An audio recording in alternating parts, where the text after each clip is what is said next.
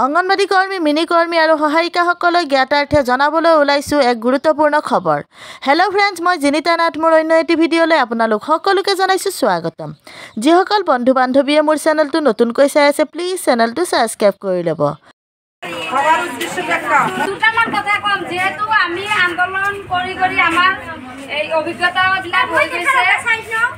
আজিৰ যি আচলতে আমাৰ যোৱা 22 তাৰিখে যি ধৰণৰ কাৰ্যসূচী ৰাজ্যিক কমিটিয়ে হাতত লৈছে, সেই কাৰ্যসূচীৰ ওপৰত ভিত্তি কৰি আমি বৰপেটা জিলাৰ প্ৰকল্পই আমি এই কাৰ্যসূচী চলাই লৈ যাব লাগিব।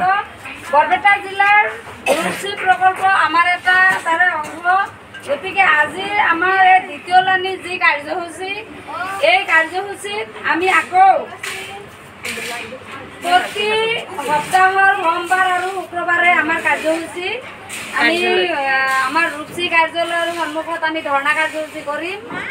আৰু বাকী যি কেইদিন থাকিব, এই কেইদিন আমি স্কুলৰ যিবিলাক বাচ্চা আছে, প্ৰি স্কুলৰ যিখিনি গৰ্ভৱতী মাতৃ আছে, প্ৰসূতি মাতৃ আছে আৰু কিশোৰী আছে, তেওঁলোকক আমি বাচ্চাখিনি সেইখিনি আহক আৰু যায়, সেইটোৰ আমাৰ কাৰণ তেওঁলোকে আহিব, বাচ্চাখিনি যিহেতু আমাৰে, শিশুখিনি আমাৰে ৰাইজৰ, গতিকে ৰাইজে যাতে আমাৰ পৰা বিমুখ নহয়।